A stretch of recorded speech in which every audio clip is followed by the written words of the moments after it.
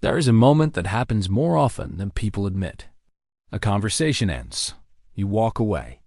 Everything seems normal. But then, a thought appears. Did I say something wrong? And that one thought begins to grow. You replay the conversation. You analyze your tone.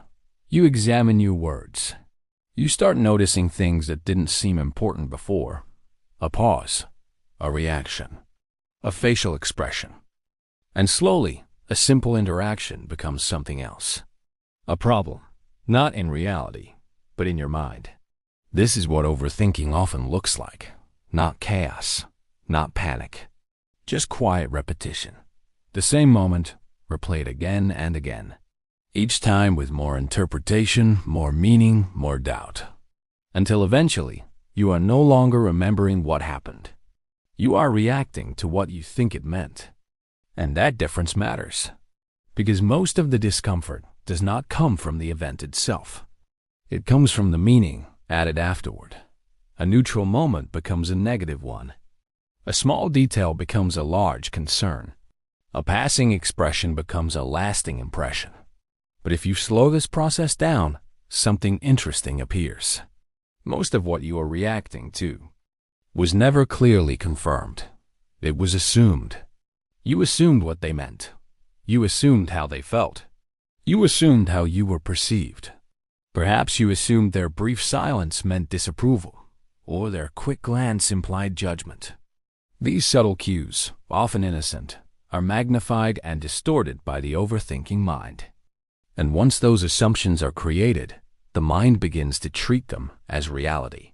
This is where overthinking becomes powerful, not because it is accurate, but because it feels convincing.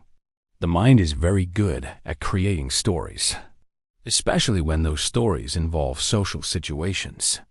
Our brains are wired to seek patterns and make sense of the world, and when information is incomplete, they fill in the gaps, often with narratives that confirm our deepest fears or insecurities. Because human beings are naturally sensitive to how they are perceived. It's part of how we maintain connection, part of how we navigate relationships. But that sensitivity can easily turn into distortion. Instead of observing what actually happened, the mind begins to simulate what might have happened. It fills in gaps, it adds meaning, it builds scenarios. And once those scenarios exist, they begin influencing how you feel, even if they are not true. Seneca once wrote, "We suffer more in imagination than in reality." This idea explains overthinking with surprising accuracy. Because if you look closely, most of the stress you feel after a conversation is not caused by the conversation itself. It is caused by what your mind continues to do afterward. The replaying, the analyzing, the interpreting, the imagining. And the more time you spend in that loop, the more real it begins to feel, even though nothing new has actually happened. Before we continue, a quick pause. If this reflection is resonating with you, there are more videos like this inside the Relationships and Identity playlist on this channel. Each one explores patterns in how we think, react, and relate to others. And if you want more calm reflections like this, consider subscribing to Daily Reset Lab. Now, let's continue. Overthinking often creates a very specific illusion. It makes it feel like something needs to be solved, as if there is an answer you just haven't found yet. So the mind keeps searching, replaying the moment, looking for clarity, trying to figure out what went wrong. But in many cases, nothing actually went wrong. The mind is solving a problem that does not exist. It's like trying to find a missing piece to a puzzle that was never incomplete to begin with. The effort is real, but the objective is an illusion. And because the problem is unclear, the solution never arrives. So the loop continues. This is why overthinking feels endless. Because it is not grounded in something concrete.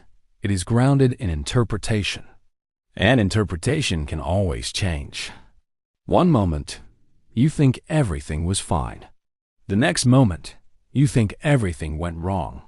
Not because reality changed, but because your interpretation did. Another important detail is this. Most people are not thinking about you as much as you think they are. Not because they don't care, but because they are focused on their own thoughts, their own concerns, their own conversations, just like you are. While you are meticulously dissecting every word you uttered, they are likely preoccupied with their own internal monologue, their own anxieties, or simply what they're having for dinner. While you are replaying what you said, they are likely replaying something they said, or thinking about something completely unrelated. But overthinking creates a different perception.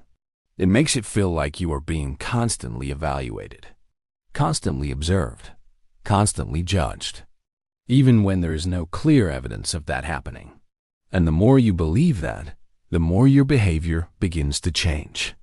You become more cautious, more filtered, more aware of every word, not because the situation demands it, but because your interpretation suggests it does.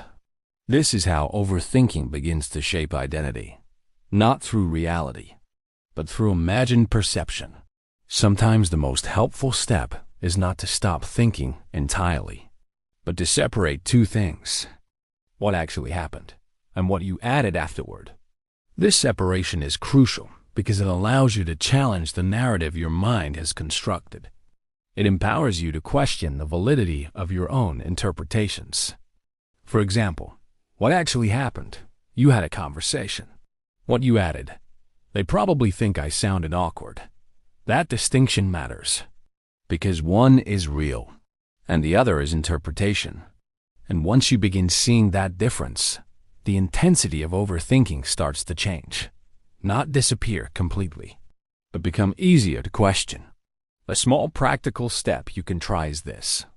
The next time you notice yourself replaying a situation, pause and ask, what part of this is confirmed?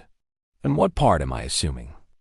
Then gently return your attention to what is actually known, not what is imagined. This does not eliminate overthinking immediately, but it weakens its influence, because it brings your attention back to reality and away from simulation. If this reflection made you think about your own experiences, you may find the other videos in the Relationships and Identity playlist helpful. Each video explores patterns that quietly shape how we think and relate to others. And if you want more calm reflections like this, subscribe to Daily Reset Lab, because sometimes the thing that feels most real is simply something the mind created.